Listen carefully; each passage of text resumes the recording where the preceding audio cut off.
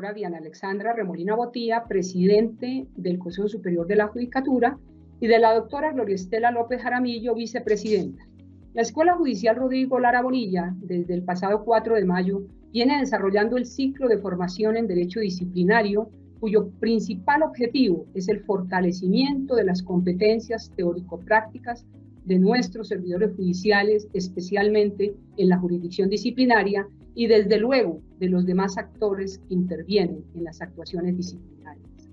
Hoy desarrollaremos la cuarta videoconferencia denominada Teoría del Bien Jurídico y el Principio de Culpabilidad en las Actuaciones Disciplinarias, contando con la especial participación del doctor Camilo Montoya Reyes, magistrado de la Sala Jurisdiccional Disciplinaria. Antes de la intervención del doctor Montoya, queremos proyectarles a ustedes una videocápsula denominada Derecho Disciplinario y Bien Jurídico, elaborada por el doctor José Adolfo González Pérez, magistrado de la Sala Jurisdiccional Disciplinaria Seccional de Córdoba, quien también nos ha acompañado como formador en anteriores oportunidades. Damos paso a la videocápsula elaborada por el doctor González. Cordial saludo, soy José Adolfo González Pérez, magistrado de la Sala Jurisdiccional Disciplinaria Seccional de Córdoba y formador de la Escuela Judicial Rodrigo Lara Bonilla. En esta ocasión hablaré sobre mi obra Derecho Disciplinario y Bien Jurídico, publicada por el Instituto de Estudios del Ministerio Público de la Procuraduría General de la Nación, haciendo un énfasis especial en el Código General Disciplinario, Ley 1952 del 2019. Es de anotar que esta propuesta se realiza no en mi calidad de servidor público, así como tampoco compromete la responsabilidad institucional. El régimen disciplinario en Colombia reviste suma importancia en el sistema judicial, dado que es una manifestación del ius cuniendi estatal. Por ello partimos de la filosofía de nuestro Estado social de derecho y el principio fundante de dignidad humana, comprendido en términos kantianos, que la persona debe ser tratada siempre como un fin en sí mismo y nunca simplemente como un medio para alcanzar fines. Ahora bien, en cuanto a la estructura del ilícito disciplinario, parte de las categorías dogmáticas de tipicidad, ilicitud sustancial y culpabilidad, y en torno a la noción de bien jurídico como el objeto de protección de la norma. Consideramos importante referir a la teoría de la norma, según la cual estamos ante una norma objetiva de valoración cuando es indispensable hacer un juicio de valor o de disvalor frente al comportamiento si vulnera o amenaza el bien jurídico. Se dice que el derecho disciplinario es norma subjetiva de determinación, como quiera que tiende a dirigir, encauzar o ajustar el comportamiento de los sujetos disciplinables. A mi juicio, el régimen disciplinario es, por regla, subjetiva de determinación y excepcionalmente objetiva de valoración, en la medida en que hay ciertos eventos en que se exige daño o resultado. Veamos. Primero, el nuevo estatuto consagra como falta gravísima la violación de los derechos humanos, violación de la libertad y otros derechos fundamentales, en los cuales hay claros ejemplos de daño o resultado. Segundo, la figura jurídica de la comisión por omisión, según la doctrina, contempla tres elementos o requisitos. A. Deber jurídico de impedir un resultado. B. Cláusula de equivalencia o transformación. Y C. Falta disciplinaria de resultado. Esto es, que se concrete un resultado. 3. El artículo 65 del nuevo estatuto consagra como falta gravísima realizar objetivamente una descripción típica consagrada en la ley como delito. Ello implica que se trasplanta al derecho disciplinario los ingredientes o elementos de la tipicidad objetiva, naturalmente entre ellos el bien jurídico. 4. El nuevo código realiza una catalogación de faltas gravísimas atendiendo una serie variada de bienes jurídicos. Y 5. La tutela del bien jurídico no es exclusiva de un área del derecho, sino que se puede proteger a través de todo el ordenamiento jurídico, entre ellos el derecho disciplinario. La propuesta: bien jurídico en sentido genérico, el buen funcionamiento de la administración pública y el cabal cumplimiento de los deberes funcionales por parte de los destinatarios de la ley disciplinaria. Y bien jurídico en sentido específico, los principios, valores, derechos constitucionales, cometidos estatales, entre otros. Luego, la norma disciplinaria justifica su existencia, validez y eficacia en la medida en que protege bienes jurídicos y los mismos están directamente ligados con la dignidad humana. Muchas gracias. Muchas gracias por la videocápsula que nos facilitó el doctor Adolfo González. Seguidamente quiero presentar al doctor Camilo Montoya Reyes, quien se ha desempeñado como juez de la República, se ha desempeñado como fiscal ante el Sala Penal del Tribunal Superior de Bogotá, magistrado auxiliar de la Sala de Casación Penal de la Corte Suprema de Justicia, procurador delegado ante esa misma corporación, docente universitario, conferencista nacional e internacional, y actualmente se desempeña como magistrado de la Sala Superior Disciplinaria. Bienvenido, doctor Montoya Reyes. Muy buenas tardes, doctora Marilucero. Quiero, primero que todo, felicitar a la Escuela Judicial Rodrigo Lara Bonilla y también al Consejo Superior de la Judicatura, en cabeza el consejo de su directora, la doctora Diana Remolina, y la Escuela Judicial Rodrigo Lara, en cabeza de su directora, la doctora Marilucero Novoa, y al equipo de colaboradores por esta tarea tan hermosa que han emprendido.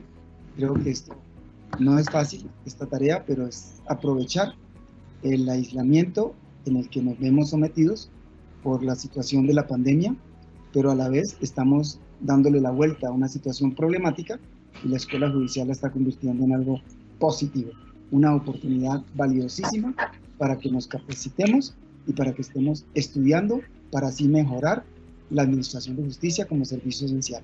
Muchas gracias, doctora Marilucero, y muchas gracias a todo su equipo de colaboradores, y mi saludo fraternal para todos los magistrados seccionales, para los funcionarios empleados de la jurisdicción disciplinaria. Es un privilegio para mí saludarles a todos ustedes. Una advertencia inicial, y lo hago como académico, ¿no? Esta charla la dicto como académico, como profesor universitario, no comprometo a la sala de la cual formo parte, de la cual tengo el privilegio de formar parte, pues la sala tiene su vocero, que es nuestra presidenta de la sala, y su vicepresidente, pero lo hacemos en un ámbito académico. Entonces, siendo así las cosas, y con esas precisiones, me ha correspondido hablar sobre el tema de la culpabilidad en el derecho disciplinario. Lo primero que tenemos que tener en cuenta es el concepto de culpabilidad, que bien puede ser concebido, doctores, como categoría dogmática de la falta disciplinaria al interior del derecho disciplinario, pero también puede ser concebida la culpabilidad como un principio. Y como principio que opera tanto en el derecho penal como en el derecho disciplinario, en el Código General del Proceso, el nuevo Código General del Proceso, nuevo Código General Disciplinario, para que por favor lo tengan a la mano y vamos a hacer referencia a algunas normas de ellas. La primera que referiremos es el artículo 10, donde encontramos precisamente allí una norma rectora. Y sabemos que como norma rectora es la fuerza vinculante de ese principio. Es imperativo y es, como dicen algunos, siguiendo a varios autores, ese mandato de optimización.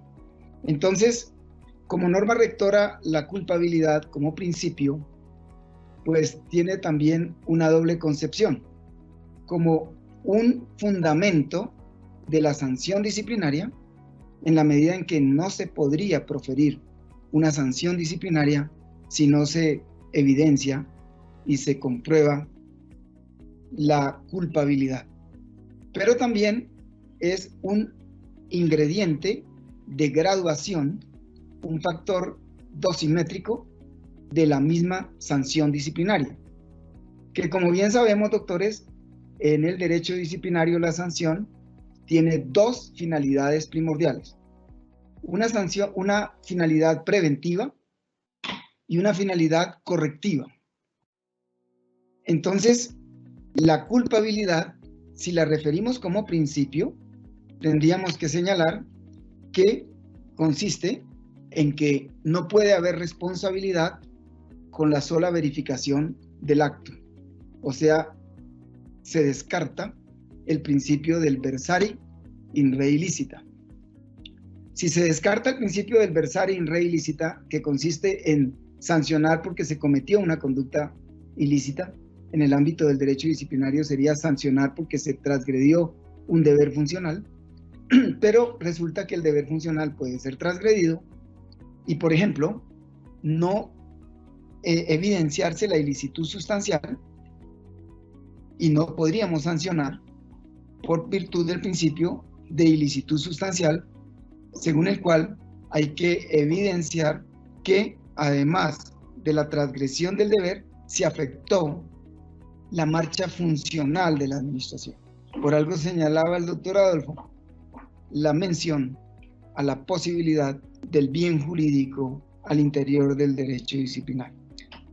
Pero como no es ese mi tema, estoy abordando el tema sentando las premisas de la culpabilidad como principio.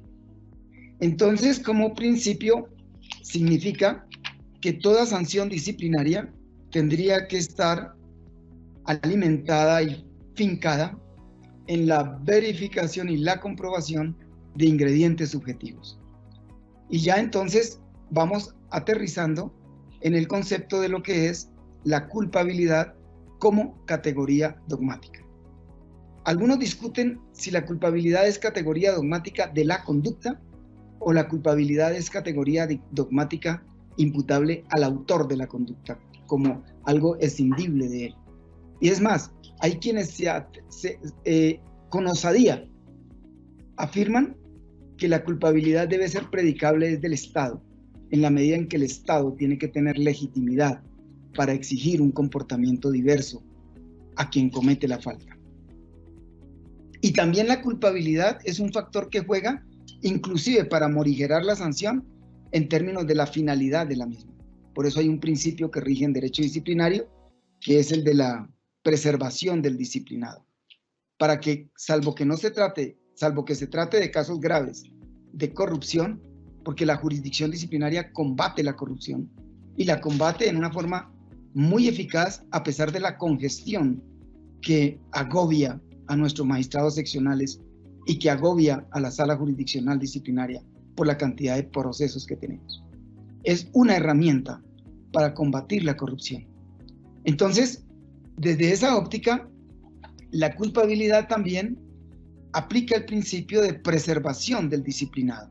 Repito, para cuando no se trate de casos de corrupción, el funcionario que va a sancionar tiene que también ponderar y hacer una especie de balance costo-beneficio y mirar hasta qué grado conviene imponer la sanción, o por lo menos esa intensidad y esa severidad de la sanción, porque también tengo que ponderar que el funcionario ha sido capacitado por la administración, el funcionario tiene una experiencia muy valiosa y el funcionario tiene todo un legado y él tiene toda una virtualidad de conocimiento y de experiencia para aportarle a la administración. Entonces, repito, salvo casos graves de faltas graves y casos de una mayor reprochabilidad, este principio debe jugar. ¿Esto qué quiere decir? Que la imposición de la sanción sí está regida, es mi criterio, por el principio también de necesidad. Además de la proporcionalidad y de la razonabilidad, el principio de necesidad, aunque no se menciona expresamente en el Código General Disciplinario, Ley 1952, ni en la 734, como sí se menciona en el derecho penal, de todas maneras está mencionado cuando se habla de que todo el plexo normativo disciplinario está regido por el reconocimiento de la dignidad humana. Y si el artículo primero, valga la redundancia, el primero de los principios rectores menciona ese fundamento del Estado social y democrático de derecho, cuál es el respeto de la dignidad humana, ninguna sanción innecesaria se debe imponer. Así como se mira la necesidad de la medida cautelar, por ejemplo, una suspensión en tratándose de funcionarios, y esa necesidad apunta a que no se prolongue en el tiempo la ejecución de la falta, o que no se reitere la falta, o garantizar la incolumidad de la investigación, para que no altere la prueba o no afecte a un testigo, por ejemplo.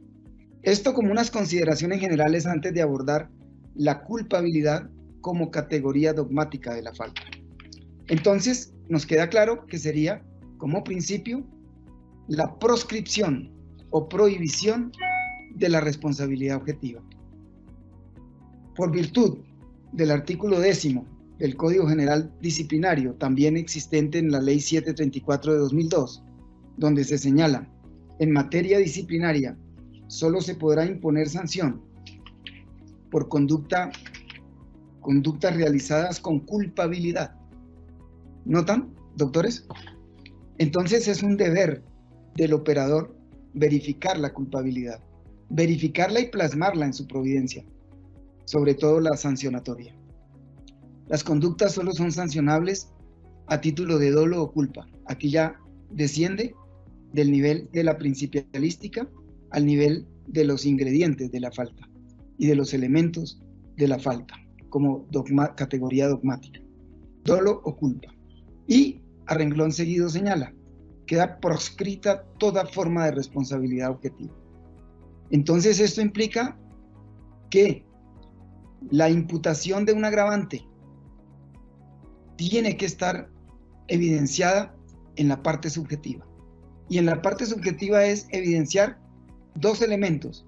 El cognitivo, que es el conocimiento de los hechos, donde el agente o autor de la falta, incluyendo allí también el determinador, porque nuestro código disciplinario fusiona o da el mismo tratamiento de autor al autor y al determinador. No porque sean autores, pero los congloba dogmáticamente. Entonces hay que evidenciar el aspecto subjetivo del autor de la falta, en cuanto hay que establecer que él conoce los hechos, es decir, sabe lo que hace, y si se trata de una falta de tipo dolosa, además tiene que conocer la ilicitud de su comportamiento.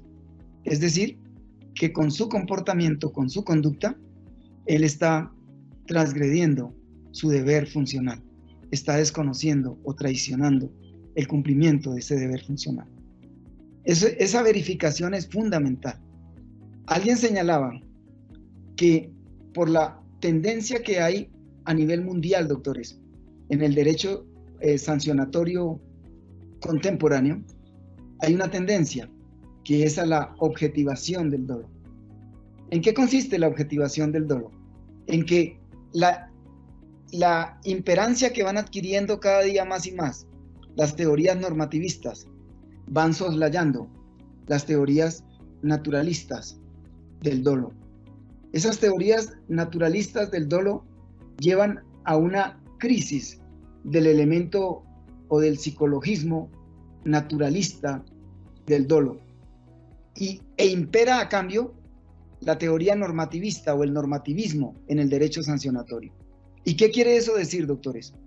Que esos dos elementos que yo he mencionado, el elemento cognoscitivo, que es conocer los hechos, saber lo que hace, y como en el derecho disciplinario, sobre todo en el nuevo Código General Disciplinario que entrará a regir en unos meses, y que esa es la preocupación de la Escuela Judicial por este ciclo de capacitaciones. En este Código General Disciplinario se señala expresamente que el dolo es, además del conocimiento de los hechos, además de que el funcionario sepa lo que hace, tiene que saber que lo que hace desconoce o erosiona la fidelidad con el deber funcional. Entonces, doctores, ese ingrediente adicional de la verificación de los hechos, del conocimiento de los hechos y la verificación de la ilicitud del comportamiento es lo que se conoce como la objetivación del dolo, en la medida en que se soslaya o se flexibiliza la exigencia del segundo ingrediente, que es el ingrediente volitivo, el querer. Yo esa tesis la recibo con beneficio de inventario. Cada uno de ustedes, en la autonomía funcional que tanto respeta nuestra sala y que respeta nuestros seccionales, cada uno de los jueces, sobre todo los jueces disciplinarios, ponderarán hasta dónde es cierto eso. ¿Por qué? Porque el Código General Disciplinario establece precisamente en el artículo 28, cuando define el dolo, que sí hay que verificarse el querer, la realización. O sea, la postura que asume nuestro ordenamiento como Código General Disciplinario, Ley 1952 de 2019, es que además de verificar y de comprobar el conocimiento de los hechos, el conocimiento de la ilicitud o el deber funcional transgredido, y es necesario evidenciar el querer. Miren la definición. Dolo, artículo 28. La conducta es dolosa cuando el sujeto disciplinable conoce los hechos constitutivos de la falta disciplinaria. ¿Ven? Ahí está el saber lo que se hace. Es importante que el juez sepa que el escrito respondiéndole la tutela ya fue radicado en su despacho. Otra cosa es que la sustanciadora o el sustanciador no lo pase o no lo entere, y ahí ya entraría a jugar el principio de confianza y a proscribir la responsabilidad objetiva. ¿Ven? Porque si yo digo, no, es que él tenía que ir al escritorio del sustanciador y tenía que abrir la gaveta y tenía que mirar si recibió, si llegó o no llegó. Una cosa es que él controle, que la actuación no prescriba, y tiene que ejercer mecanismos de control. Y otra cosa es que dolosamente, que es lo que se conoce como el error inducido, que dolosamente se oculte el documento y él pregunte por él y se le diga que no, el documento no se ha llegado. Y él de pronto, al resolver esa tutela, asuma, por ejemplo, y aplique la excepción de veracidad y asuma la presunción de veracidad, y aplique esa presunción de veracidad en los hechos que se afirman en el reclamo por la acción de amparo o acción constitucional. Entonces, doctores, no creo yo que podamos admitir con la Ley 1952 la teoría de la objetivación del dolo. Y yo celebro eso, lo confieso. Lo celebro como profesor universitario y como me considero garantista, en la medida en que tenemos que minimizar al máximo y garantizar al máximo el debido proceso para contrarrestar y morigerar la violencia que lleva íncita el derecho sancionatorio. Algunos dicen, no, pero eso dígalo en el derecho penal, que es un derecho que es un derecho que desmembra al ser humano de su núcleo familiar para enjaularlo, sanciona con penas de prisión, penas privativas o restrictivas de la libertad. Pero en el derecho disciplinario, pues las sanciones no son tan trascendentales. Yo creo que eso es relativo, doctores, porque el derecho disciplinario, si no desmembra al hombre de la sociedad, también puede dejar un hogar sin pan. Porque un magistrado destituido es un magistrado que queda en la calle. ¿Ven ustedes?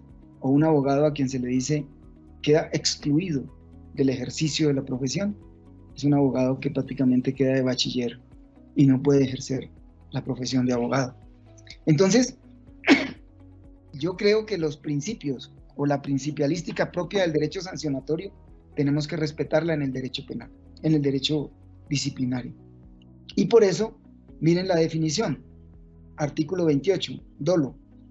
La conducta es dolosa cuando el sujeto disciplinable conoce los hechos constitutivos de la falta disciplinaria. Ahí está hablando el conocer los hechos que configuran la falta, eso es conocer los hechos, y no conocer los hechos equivaldría a incurrir el autor de la conducta en un error de tipo. En un error de tipo, en este caso, del tipo disciplinario. Y su ilicitud, dice. Es decir, además de que conozca los hechos, el autor de la conducta, el operador tiene que verificar, el investigador tiene que verificar que también conocía la ilicitud. ¿Qué es más fácil de evidenciar? Claro, porque es difícil que un juez de la República diga, desconozco la norma. Es difícil que un abogado diga, yo no sabía que había que intentar una conciliación. Yo no sabía que estaba denunciando por un delito querellable y que en el delito querellable la conciliación es presupuesto de procedibilidad, por ejemplo. O yo no sabía que para una demanda de casación había un término. Es difícil, pero de todas maneras el error de derecho o error de prohibición existe también y opera en el ámbito del derecho disciplinario.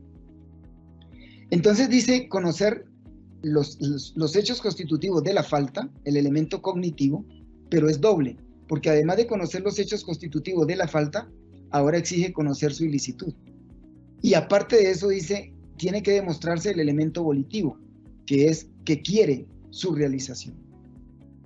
Este es un escollo que va a operar también como una especie de baremo frente al ejercicio del poder sancionatorio, doctores. Como escollo, porque no va a ser fácil demostrar el querer la realización. Hay quienes afirman que en derecho disciplinario basta con demostrar un doble componente del elemento cognitivo, que es el conocimiento potencial del hecho, del tipo disciplinario y el conocimiento de la exigencia del deber. Usted sabía como funcionario que le era exigible ese deber y con eso se integraría el dolo según la teoría normativista que deja de lado, repito, la concepción psicologista naturalista. Pero de todas maneras, yo creo que una razón fundamental que desde otro ángulo rescata la autonomía del derecho disciplinario, la autonomía dogmática del derecho disciplinario, es que por primera vez un código disciplinario entra a definir lo que es dolo y entra a definir lo que es culpa y además, doctores, a clasificar la culpa en culpa con previsión y culpa sin previsión, o culpa consciente y culpa inconsciente, o culpa ciega. Eso no lo hacía antes, no lo vemos en la 734. Por remisión normativa teníamos que ir al Código Penal, y eso también le daba una especie de dependencia dogmática al derecho disciplinario frente al derecho penal. Ahora, bien o mal, como se haya concebido la culpabilidad en la ley 1952, se rompió el cordón umbilical dogmático. Perdónenme la expresión. Se rompió. ¿Por qué? Porque estamos dejando de lado la concepción del dolo en el derecho penal. Porque la concepción del dolo en el derecho penal actual es finalista, siguiendo esa tesis del profesor Belzel, según la cual la conducta es dolosa cuando el sujeto agente conoce los hechos y quiere su realización. Solo conoce los hechos. El elemento cognitivo es un elemento cognitivo neutro, avalorado. Solo conocer los hechos y realizarlos, que equivale a querer su realización. Entonces allí vemos un dolo avalorado, que quedó de lado allá, al margen en el derecho penal. Ahora tenemos que iniciar un estudio de una dogmática propia, autónoma, porque ya, reitero, se define el dolo en derecho disciplinario y deja ese esquema finalista del derecho penal y asume un esquema causalista. ¿Por qué causalista?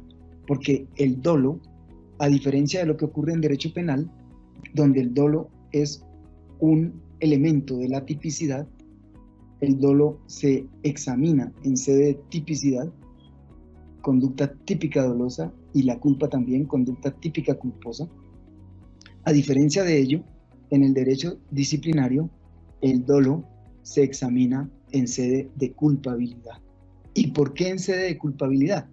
Porque la culpabilidad, como sinónimo de reprochabilidad, no tenemos tiempo para abordar las teorías psicologicistas de la culpabilidad o la teoría psicológica, la teoría normativa, cómo asume la culpabilidad el causalismo, cómo lo asume el finalismo y el nuevo enfoque de funcionalista. Pero como estamos al interior del derecho disciplinario, la culpabilidad la podemos conglobar como sinónimo de reprochabilidad.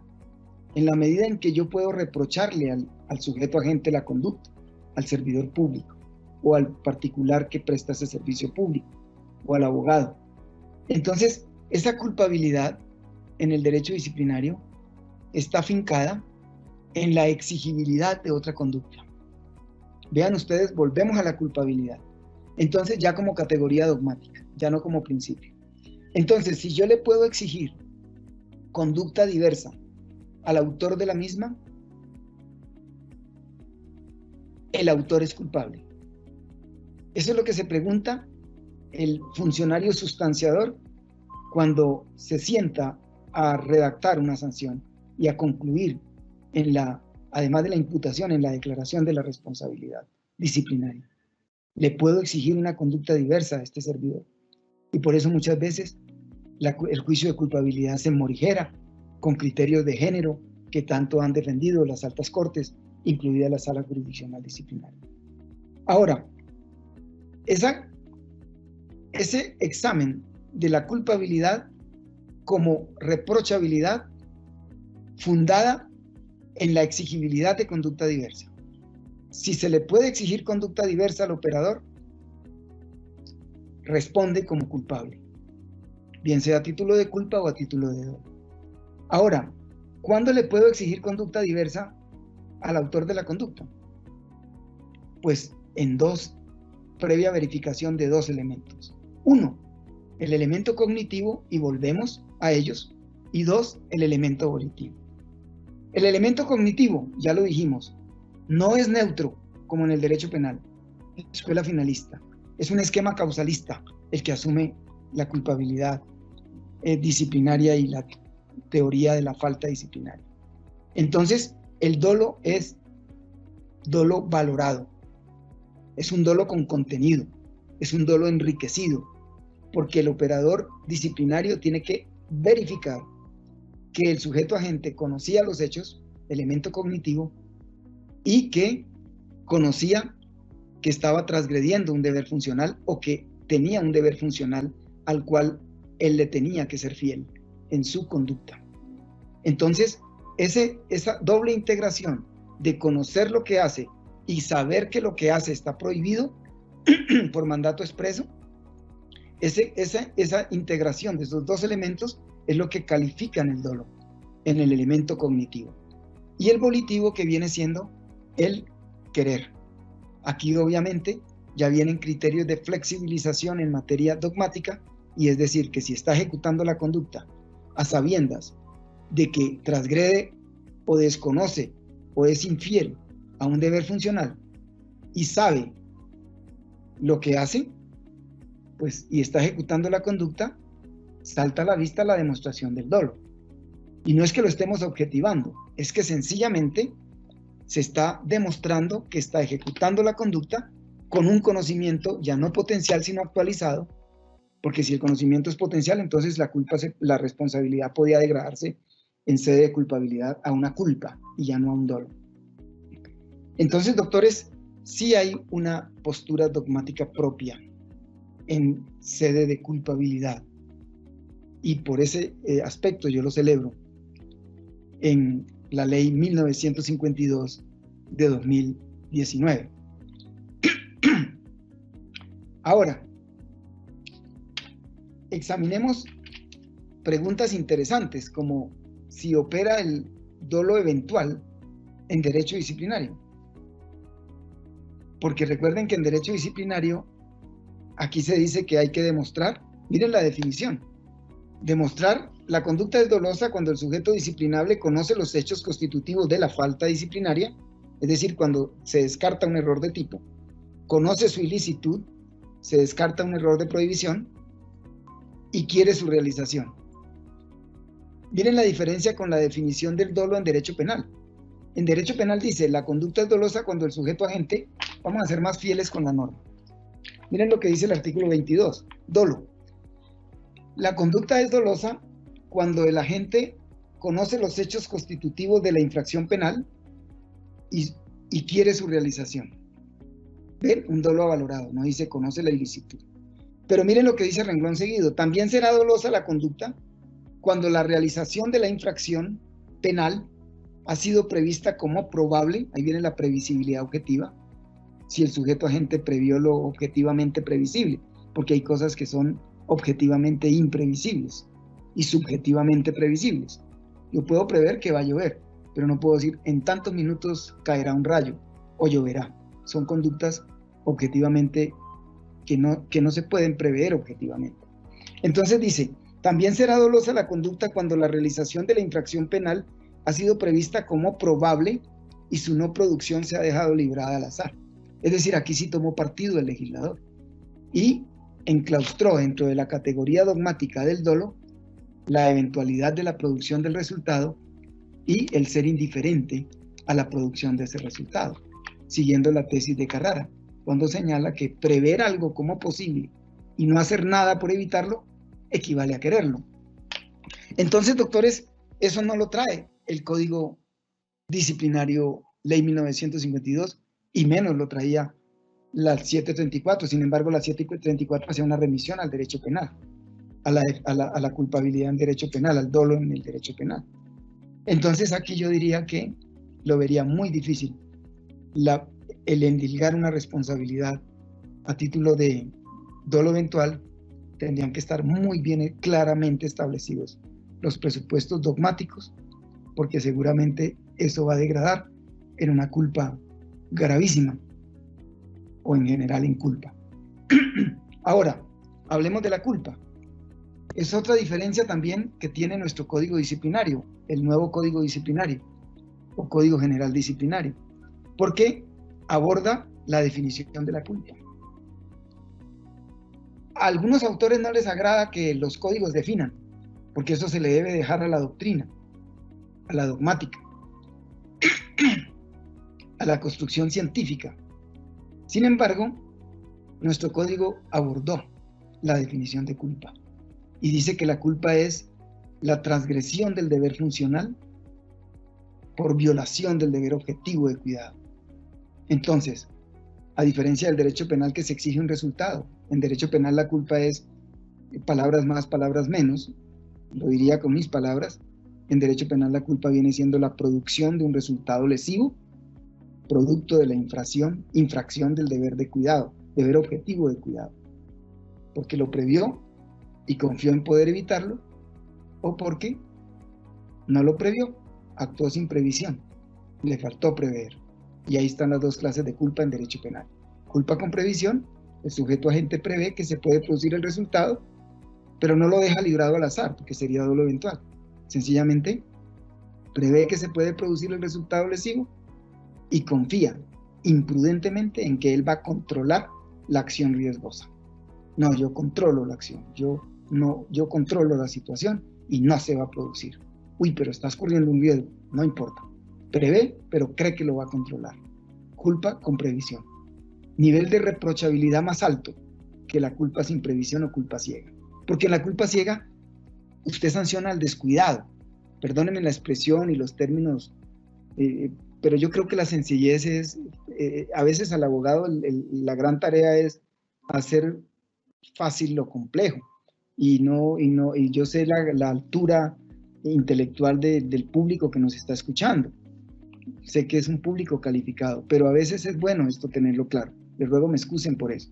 Pero aquí es la culpa con previsión, es sancionar al descuidado, al que no prevé. ¿Ven? Y esas categorías se trasladan al derecho disciplinario con la ley 1952, porque miren cómo define la culpa. La conducta es culposa cuando el sujeto disciplinable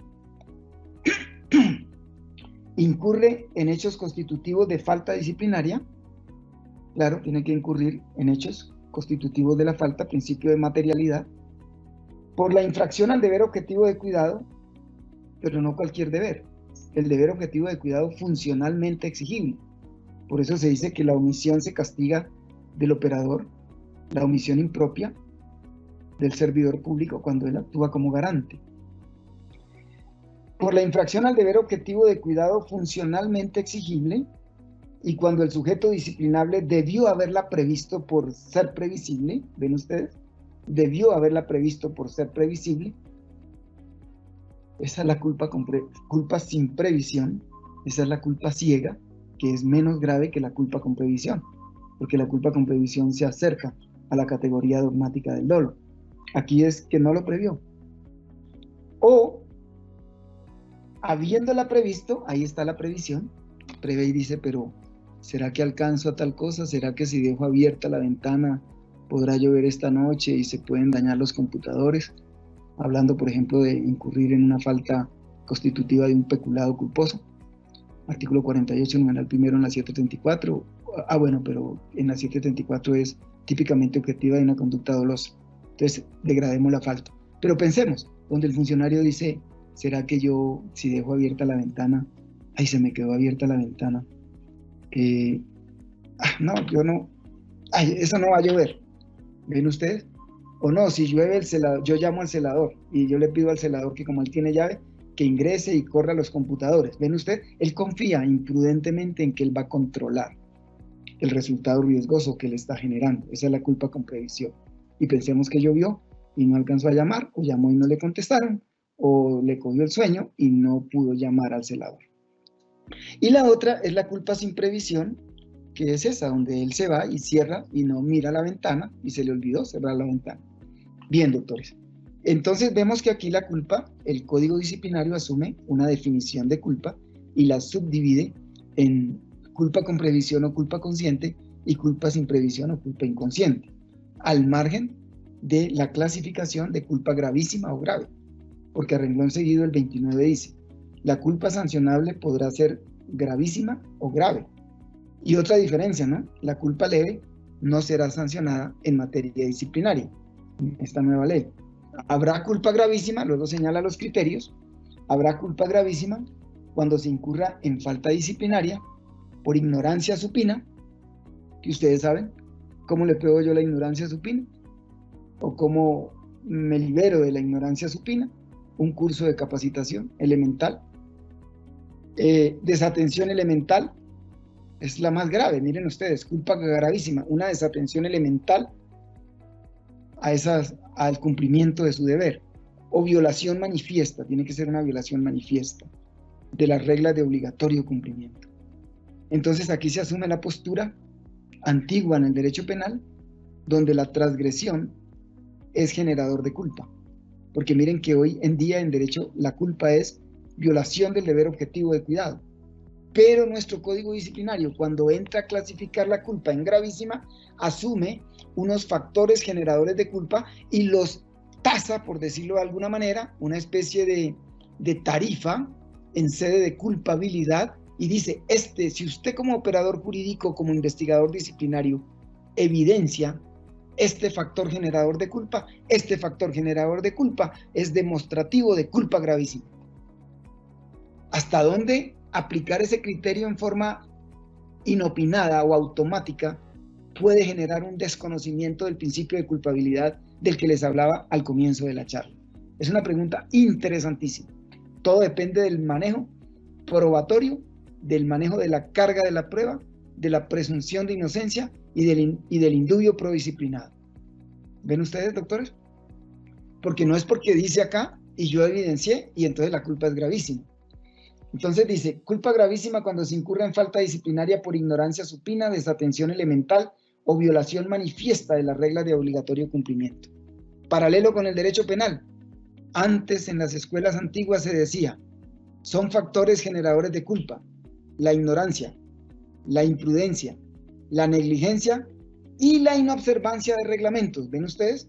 La inobservancia de reglamentos antes era un factor generador de culpa. Hoy en día ya no puedo decir eso, porque equivaldría a aplicar un mero principio de causalidad, donde digo, no, inobservó el reglamento. Por ejemplo, doctores, XX puede ir conduciendo a exceso de velocidad, pero puede ocurrir que el accidente no se deba al exceso de velocidad. ¿Ven? El ingeniero encargado de esa obra civil o esa obra arquitectónica omitió suplir con casco a esas personas. Y cayó un planchón tan fuerte que no solamente mató a los que tenían casco, sino también a los 4 trabajadores que no tenían casco. En el derecho penal esa solución es distinta, porque en el derecho penal ya no puedo acudir a la verificación de la inobservancia del reglamento para decir que la inobservancia del reglamento me permite a mí imputarle a él la producción de ese resultado lesivo. ¿Por qué? Porque si bien es cierto, el ingeniero encargado de la obra, al no suplir los 4 cascos para esos 4 de los 20 trabajadores y solo 16 tenían casco, entonces el planchón los mató a todos. Entonces ellos no murieron por no tener casco. ¿Ven ustedes? O sea, se generó un riesgo jurídicamente desaprobado, pero ese riesgo jurídicamente desaprobado no se concretó en la producción del resultado lesivo. En derecho disciplinario es distinto, porque en derecho disciplinario yo no evidencio resultados, pero sí tengo que aplicar la responsabilidad subjetiva o principio de culpabilidad. En derecho disciplinario, ahí, si se evidencia la transgresión de la norma, hay responsabilidad. ¿Ven ustedes? Otra cosa es que la transgresión de esa norma o la inobservancia de esa norma, miren ustedes, sea elemental. ¿Ven? Dice, habrá culpa gravísima cuando se incurre en falta disciplinaria por ignorancia supina, desatención elemental o violación manifiesta de las reglas de obligatorio cumplimiento. Entonces, eso es un factor que ponderará necesariamente el fallador disciplinario. Y esto, doctores, es otra exigencia adicional para efectos de la fundamentación de la sanción. Porque una falla que se está cometiendo en sede de motivación de las providencias, sobre todo la de tipo sancionatorio, es que no se está individualizando la sanción, no se está fundamentando la individualización de la sanción. Entonces estamos conglobando por tal número de faltas, tal sanción. Y hay que motivar de tipo cualitativo y de tipo cuantitativo. La culpa será grave cuando se incurra en falta disciplinaria, pero ya habla de la inobservancia del cuidado necesario que cualquier persona del común imprime a sus actuaciones.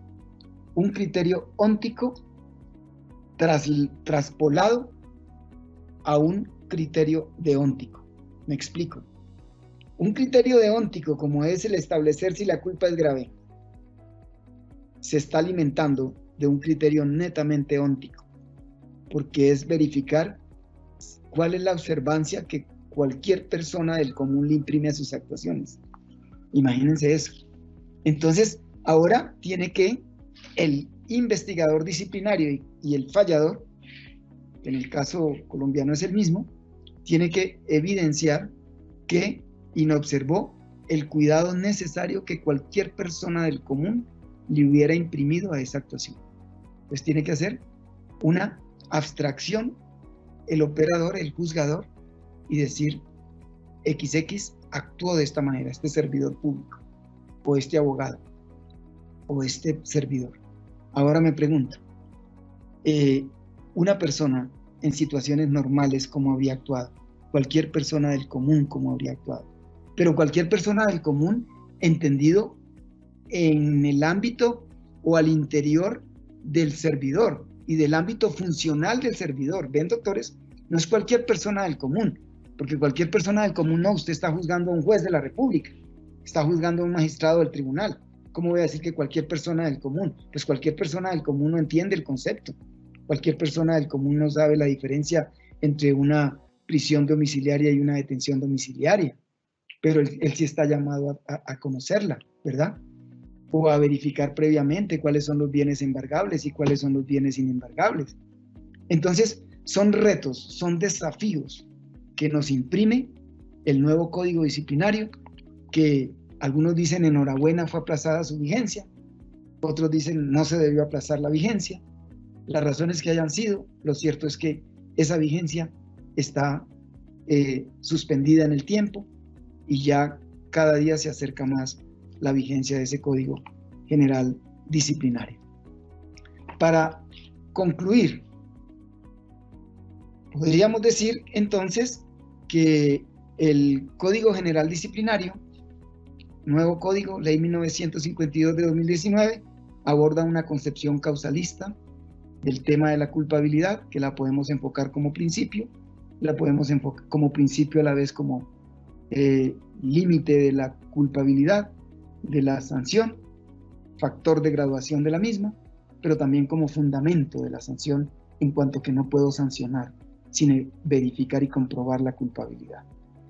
Y también como categoría dogmática, esquema causalista, porque el dolo que asume el Código Disciplinario al emprender la no fácil tarea de definir el dolo es una definición causalista, porque el dolo es un dolo valorado, un dolo con contenido y no neutro, porque se requiere demostrar que conoce los hechos y que además conoce la ilicitud. Obviamente hay que tener en cuenta a quién se está investigando y que si es un juez de la República en su campo, pues obviamente él domina la materia. Y el tercer elemento, que es el querer la realización, lo cual, digo yo, implica que repensemos si se puede objetivar el dolo, como está ocurriendo y como lo denuncia Hassemer en derecho penal, en problemas actuales del derecho penal. Ellos afirman que se tiende a objetivar el dolo porque soslayamos o morigeramos la exigencia de la carga de la demostración del ingrediente volitivo en el dolo. Y si esa concepción normativista va a tener operancia en derecho disciplinario. Y finalmente recordar que en derecho disciplinario, por el numerus apertus que rige en sede de tipicidad, la mayoría de faltas se pueden cometer a título de culpa por violación del deber objetivo de cuidado, incluidas, óigase bien, la previsión del artículo 65 que dice, donde están las faltas gravísimas, porque el mismo artículo 29 que define la culpa, el mismo artículo 29 señala que las faltas señaladas en el artículo 65 de este código podrán ser sancionadas a título de culpa, siempre y cuando la modalidad del comportamiento así lo permita. Y finalmente, recuerden, doctores, que hay unas causales de inculpabilidad expresamente señaladas en el artículo 31. El artículo 31 incurre, algunos dicen, en una especie de popurrí, como lo hace el Código Penal, que congloba en el artículo 32 del Código Penal causales de ausencia de conducta, como en caso fortuito, causales de atipicidad, como en unos casos el desistimiento, o el error de tipo invencible, causales de atipicidad, de justificación, como la legítima defensa, el ejercicio legítimo de un derecho, el ejercicio de una actividad lícita, el cumplimiento de una orden legítima de autoridad competente, emitida con las formalidades legales, causales de justificación. Congloba también causales de inculpabilidad, el artículo 32 del Código Penal. Y allí señala como causal de inculpabilidad el miedo insuperable, la insuperable coacción ajena. ¿Ven ustedes? ¿Qué hace nuestro Código Disciplinario Ley 1952? También congloba conceptos dogmáticos bajo el epígrafe de causales de ausencia de responsabilidad. Pero yo hago un llamado, doctores, como profesor, a que tengamos sumo cuidado en que no se cometa el error que se comete en derecho penal por parte de algunos fiscales. Lo digo con sumo respeto. Y es que van a solicitar una preclusión o el archivo de un caso aduciendo causal de ausencia de responsabilidad. Y cuando van a fundamentar por la oralidad que allí opera, cuando van a fundamentar, el funcionario realmente no tiene para dónde coger y empieza como a deslizarse, por no decir que a patinar. Y a deslizarse para allá y para acá porque no sabe si es una causal de inculpabilidad o es una causal de justificación o de pronto es un prevaricato, pero es que no acató, desobedeció, fue un precedente o un criterio jurisprudencial. Eso será tipicidad o eso será error de prohibición. Interesantísimo eso, pero hay que tener claro, doctores. Si nosotros tenemos claro la dogmática de la falta disciplinaria, en el procedimiento nos vamos a mover con mayor fluidez y con mayor flexibilidad y con mayor seguridad. Entonces miren el 31 por el tiempo que se me acabó, solo tenemos acá como causales la fuerza mayor o caso fortuito. Dice, no habrá lugar a responsabilidad disciplinaria cuando la conducta se realice. 1, por fuerza mayor o caso fortuito. La mayoría de autores coinciden en que es una causal de ausencia de conducta. ¿Y el principio de materialidad rige en derecho disciplinario? Bueno, la falta tiene que cometerse con una conducta. En estricto cumplimiento de un deber constitucional o legal de mayor importancia que el sacrificado. Ahí vemos que está sacrificando un bien, un deber funcional, para no hablar de bien jurídico, un deber funcional o constitucional de mayor jerarquía, perdón, de menor jerarquía, sacrifica el de menor jerarquía por prohijar el de mayor jerarquía. Y cuando se prohija uno menor por uno mayor, hablamos de justificante, exclusión de antijuridicidad. En este caso de ilicitud sustancial. En cumplimiento de orden legítima de autoridad competente, exclusión de responsabilidad bajo sede de ilicitud sustancial o antijuridicidad. Para salvar un derecho propio o ajeno al cual deba ceder el cumplimiento del deber, que es el juez que no va a trabajar porque está incapacitado. No le dan la incapacidad, pero él no puede ir por un aspecto administrativo, por ejemplo, y él no asiste al despacho. Entonces, se evidencia la falta desde el tipo de punto de vista objetivo, pero vamos a indagar y encontramos allí, de pronto, la discusión interesantísima, si eso es causal de atipicidad o eso es causal de justificación. Porque el tipo disciplinario, habría que mirar, si el tipo disciplinario trae el abandono del cargo, la exigencia de que sea injustificado como lo trae, entonces es ingrediente normativo del tipo y usted tendría que resolver eso en sede de tipicidad y no de justificación. Bien. Por insuperable coacción ajena. Ahí vemos en el numeral quinto, doctores, en el numeral quinto del 31, una causal de inculpabilidad, porque la coacción ajena, el sujeto agente, el funcionario, conoce lo que hace, sabe lo que hace, pero está coaccionado. Le secuestraron a sus hijos y le obligan a dictar esa providencia. Entonces, él la dicta y fallaría de la culpabilidad el ingrediente volitivo, que es la libertad. Porque yo le puedo exigir conducta diversa si evidencio que conoce los hechos, que conoce la ilicitud, que sabe que hay un deber funcional que él tiene que acatar, pero también tengo que demostrar que actuó libremente. Es decir, que tenía opciones comportamentales diversas. Y aquí no tiene opción de comportamiento diverso. Está compelido, está constreñido a actuar vulnerando el bien jurídico, el deber funcional al cual él está atado o ligado. Por miedo insuperable. El miedo insuperable, ya ven ustedes, también afecta la culpabilidad por aspecto de la situación extrema en la que él se ve. Y con la convicción errada e invencible de que su conducta no constituye falta disciplinaria. Aquí viene una pregunta. ¿Y dónde queda el error de tipo? ¿Y por qué el derecho penal sí le da solución al error de tipo? Señalando expresamente que el error de tipo, cuando la persona desconoce los hechos, pero podía actualizar su comportamiento, es decir, el error de tipo vencible o superable. ¿Por qué el derecho penal dice, si era vencible, será sancionado a título de culpa, cuando esté expresamente prevista esa modalidad? Pues porque en el derecho penal rige el numerus clausus en sede de tipicidad, y por regir el numerus clausus yo no puedo derivar responsabilidad conglobada o genérica como ocurre en derecho disciplinario. En derecho penal tiene que quedar claro de que el error de tipo vencible generará responsabilidad culposa o imputable a título de culpa siempre y cuando esté prevista la modalidad culposa para ese tipo delictivo, por la taxatividad que rige en materia de culpa, de tipicidad por el numerus clausus. Solo hay tipos penales expresos culposos, a diferencia de lo que ocurre en derecho disciplinario.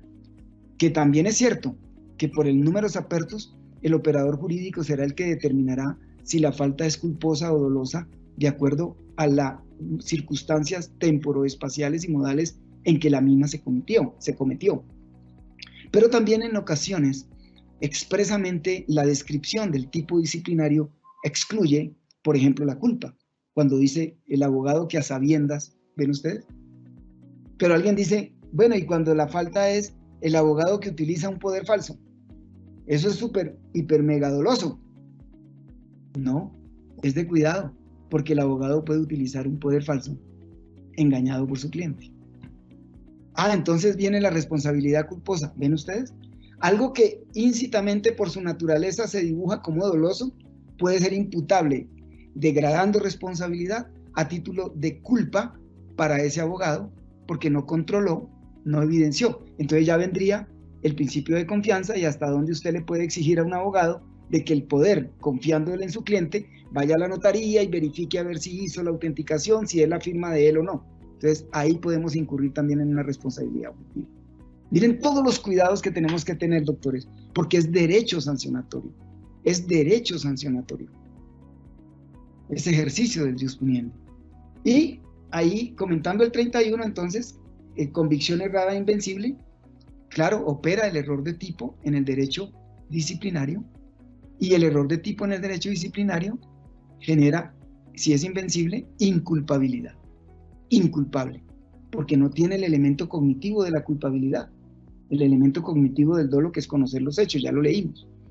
Y también el ignorar la norma, pero teniendo sumo cuidado de a qué funcionario se está juzgando y en qué circunstancias está actuando el funcionario, para decir hasta dónde podía o no podía conocer la norma. Porque puede tratarse de una decisión que acaba de salir, donde la Corte Constitucional declaró inexequible el ordenamiento o salió el comunicado de prensa.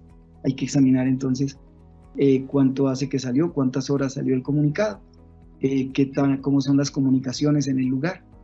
Todo eso implicaría una responsabilidad, el respeto al principio de responsabilidad subjetiva. Bien, doctores, y en situación de inimputabilidad, que se habla de que aquí la inimputabilidad genera ausencia de responsabilidad, a diferencia de lo que ocurre en el derecho penal, donde la imputabilidad, aquí también, es presupuesto de la culpabilidad, porque el inimputable no puede ser culpable. Pero entonces, ¿por qué aquí lo solucionan de un tajo diciendo causal de ausencia de responsabilidad? Porque no se le pueden aplicar en el derecho disciplinario consecuencias al inimputable, toda vez que la finalidad del derecho disciplinario no es esa. La finalidad del derecho disciplinario, ¿cuál es? La finalidad de la sanción en el derecho disciplinario es correctiva y preventiva. No tiene fines de rehabilitación, de curación, ni de tutela, como la tiene el derecho penal. Por eso en el derecho penal algunos dicen se incurre en una responsabilidad objetiva cuando sancionamos, entre comillas, o tratamos o imponemos una medida de seguridad a un inimputable. Pero bueno, doctores, hemos podido también comentar el artículo 31. Ese sería el resumen. Sí hay una autonomía, me parece a mí, del derecho disciplinario. Poco a poco se va logrando y en la medida en que nosotros sepamos escindir. Yo creo que no sobra el conocimiento del derecho penal para ver cuán diferente es el derecho disciplinario. Y ante todo, doctores, respetar el principio de dignidad humana, del cual emana el principio pro homine o presunción de inocencia. Necesidad de la prueba. Indubio pro disciplinado. Muchas gracias, doctora Marilucero, por su gentileza de invitarme a participar. Es un privilegio para mí compartir con nuestros colegas, todos funcionarios de la jurisdicción disciplinaria. Muchas gracias. A usted, apreciado doctor Camilo Montoya, muchas gracias, y queríamos quitarle un momentico para 3 preguntitas de las que nos han hecho los participantes en el chat. La primera de las más recurrentes es, en el tema de culpabilidad, ¿cuáles son los cambios más trascendentales frente al nuevo Código General Disciplinario? Sí, interesante la pregunta. Precisamente, doctora Marilucero, porque el tema de culpabilidad, el Código Disciplinario, el Código Nuevo, asume la tarea de definir el dolo, de definir la culpa, y eso obliga a ubicarlo dogmáticamente. Muchos afirman de que los códigos no son ni causalistas, ni finalistas, ni que es el operador, el intérprete, pero de todas maneras señala unas pautas. Y aquí, eso nunca se había hecho en un código disciplinario. Ahora lo asume y define precisamente el dolo, y en eso hay una diferencia. Clasifica la culpa, la subdivide en culpa con previsión, culpa sin previsión. Entonces, en sede de culpabilidad hay unas diferencias dogmáticas fundamentales como son esas. Pero sigue operando ante todo, como siempre, el principio de responsabilidad subjetiva o principio de culpabilidad.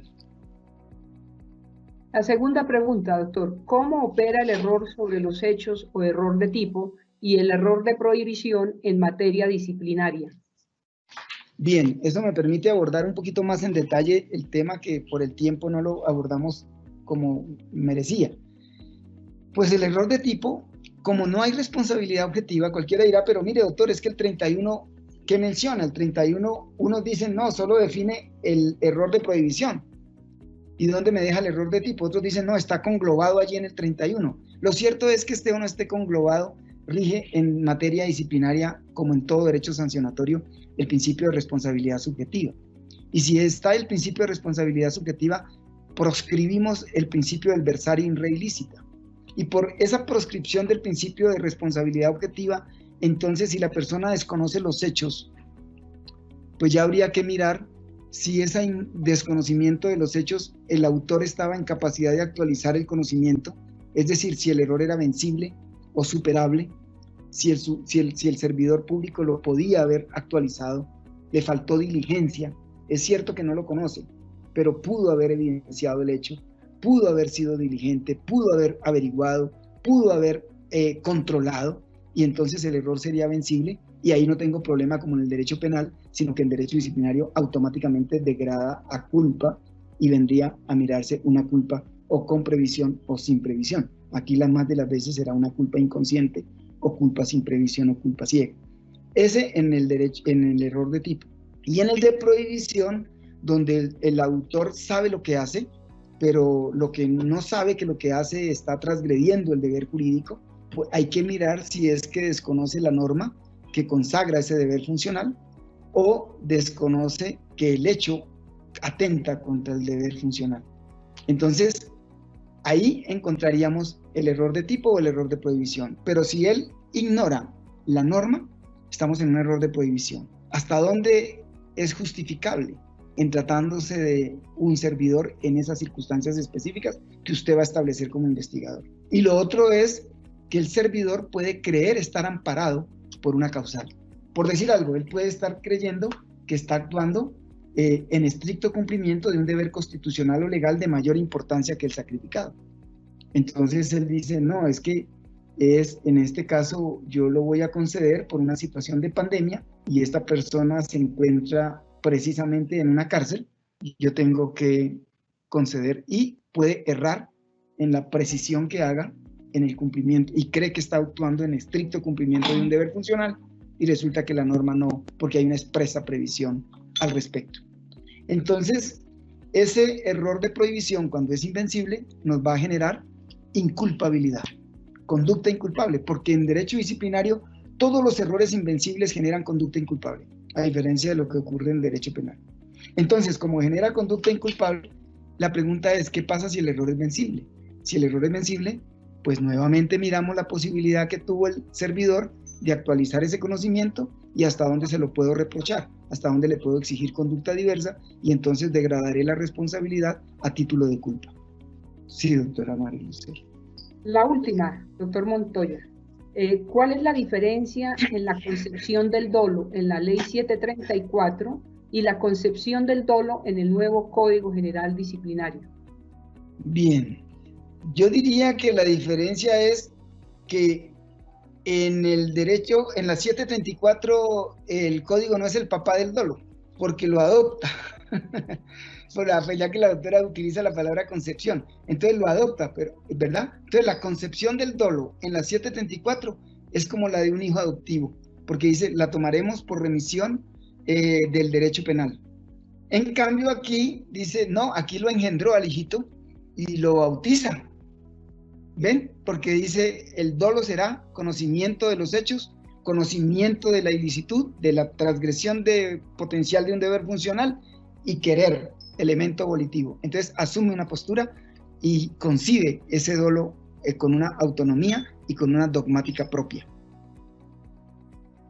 Muchas gracias, doctor Camilo Montoya, por su clara y precisa exposición sobre estos importantes asuntos dogmáticos del nuevo Código General Disciplinario. También agradecer a todas las personas que se han conectado a esta capacitación y por supuesto al equipo de la Escuela Judicial que apoya la realización de esta actividad.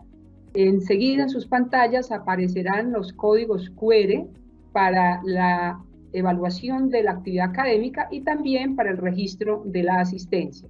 Los invito a participar en la siguiente capacitación el próximo martes 19 de mayo a las 3 de la tarde, que tratará la temática sobre dinámicas procesales de las actuaciones disciplinarias a través de esta misma plataforma colaborativa. Muchísimas gracias, una feliz tarde para todos, hasta una próxima oportunidad. Gracias a usted, querida directora, muy amable, y a su equipo colaborador. Todo un éxito, muy amables. Gracias. A usted muchas gracias, querido doctor, muy amable.